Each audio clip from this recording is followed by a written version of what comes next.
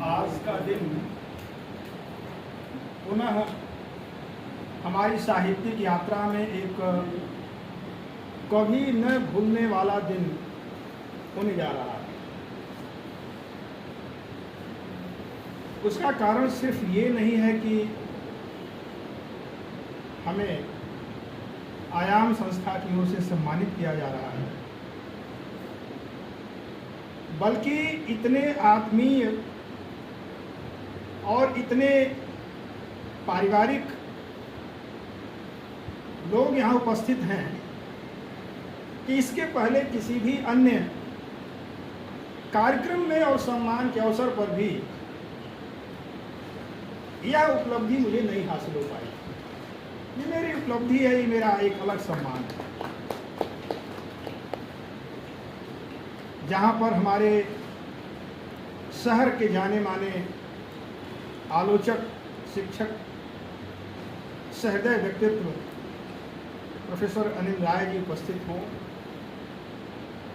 और जिन्हें देश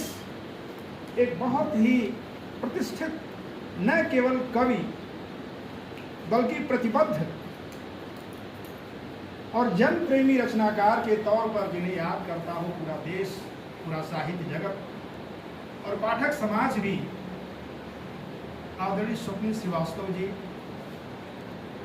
निश्चित रूप से उनके आने से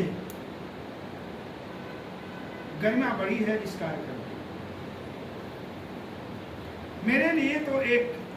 सपने सच होने जैसा है, क्योंकि उनकी कलम तो प्रभावित करती ही है, उनका व्यक्तित्व अधिक प्रभावित करता है मुझे। साथ ही उभरते हुए सब कहना ठीक ना होगा, बल्कि जाने पहचाने कवि व्यक्तित्व और हस्ताक्षर विशाल श्रीवास्तव जी और जेएनयू के हमारे सीनियर जो कि यहाँ अभी गोरखपुर विश्वविद्यालय में शिक्षक के रूप में है, प्रोफेसर हैं, उनसे मिलना एक बड़ा अलग तरह का रोमांच पैदा कर रहा है।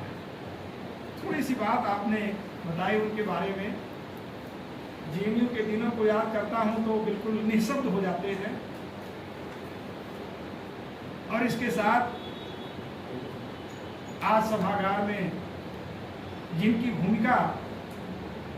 माँ के समानांतर होती है, हमारी सासू माँ जी उपस्थित हैं, हमारी धर्मपत्नी दीपिका जी उपस्थित हैं, हमारे साले नितिन त्रिपाठी जी, हमारे सुपुत्र छोटे उपस्थित हैं, और इसके साथ हमारे बड़े भाई के समान सिद्धार्थ शंकर जी, जिनके साथ मेरी इतनी स्मृतियां हैं, इतनी यादें हैं, और इतना उनके प्रति इतनी कृतज्ञता है, इतना भाव मेरे मन में है कि शायद मेरे पास अभी इस समय कहने के लिए सब छोटे पड़ जाएंगे। जब मैं लिखना शुरू ही नहीं किया था, बिल्कुल विद्यार्थी था, उन दिनों से आपका जो अद्भुत और निःशब्द सहयोग और योगदान रहा है, बिल्कुल बड़े भाई की तरह। मुझे लगता है कि केवल बड़े भाई रक्त संबंधों से ही तय नहीं होते हैं, भावनाओं की गहराई से निश्चित होते हैं। और इस शहर में साहित्य और सृजन की ज्योति जलाने के लिए तत्पर और प्रतिबद्ध, और पूरे देश में एक कवि, आलोचक और गजलकार के रूप में प्रसिद्ध बड़े भाई आदरणीय देवेंद्र आर्य जी, जो आपने इस बार अचानक यह एक सूचना दी कि आयाम सम्मान आपको दिया जाएगा, तो मैं सोचने लगा कि अचानक ये कैसे चीजें तय हुई। क्योंकि अक्सर होता है कि जिस शहर में आप रहते हैं, जिस जिले में आप रहते हैं, जिस क्षेत्र में आप रहते हैं,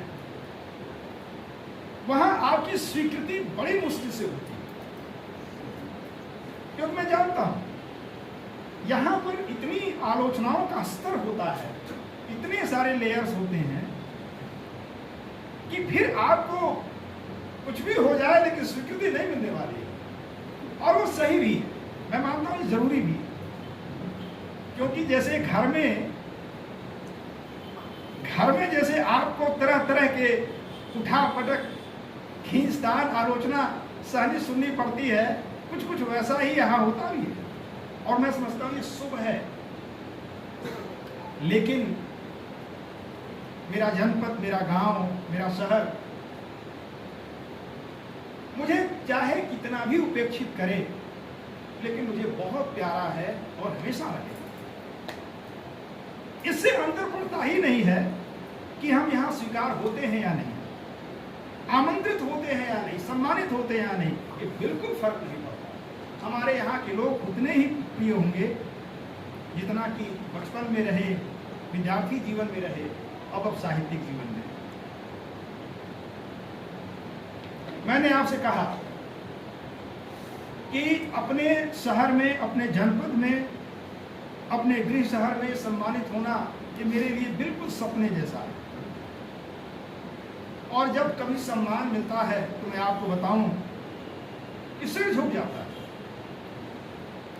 जिम्मेदारी जरूर बढ़ जाती है, जिम्मेदारी बढ़ जाती है, लेकिन सिर झुक जाता है, हृदय विनत हो